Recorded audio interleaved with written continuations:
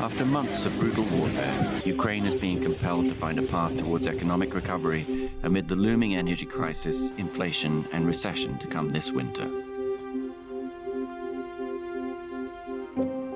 The Dnipro River is the broad trade artery on which much of Ukraine's history and economy were built, connecting it to markets around the world through the ports of the Black Sea. But with the ports blocked and Russian troops occupying sections of the Dnipro, crops harvested from the fields along the river are being sent to storage instead of getting sold. This farmer near President Zelensky's hometown of Kryvyi Rih told us that he can't export his barley and the domestic market's flooded. So next year, he plans to grow no grains at all. It isn't just agriculture that's in trouble. In neighboring Zaporizhia, the steel mill is producing at 50% capacity. That's all it can transport over an overburdened rail network. In a volume business that becomes viable at only 80% capacity, that's an issue. The Chortytsa vodka factory makes one of the world's best-selling brands of the drink, but the cost of a truck to the Polish border has almost tripled since the start of the war. Transport is emerging as the #1 problem for Ukraine's economy.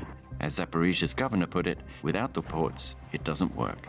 Upriver in Kiev, Zelensky's government is working hard to build overland transport capacity, but the scale of the task is overwhelming. It could take years to compensate for the loss of sea freight, time that Ukraine doesn't have.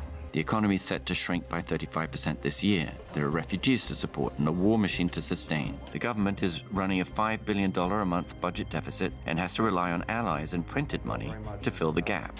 That's a precarious position to be in, especially when there's a risk of foreign governments backing out. Officials in Kiev say that's Putin's strategy. Keep the war going until Ukraine's foreign backers falter. Some in Europe and Washington have suggested that all this means Ukraine and the rest of the world may be better off securing an early ceasefire. But that would freeze the front lines where they are, along the Dnipro, just 50 kilometers from industrial centers like Zaporizhia, making them uninvestable. Pushing the front lines back won't be easy, but only a fool would write off Ukraine's chances after holding off the might of Russia's army for close to 6 months.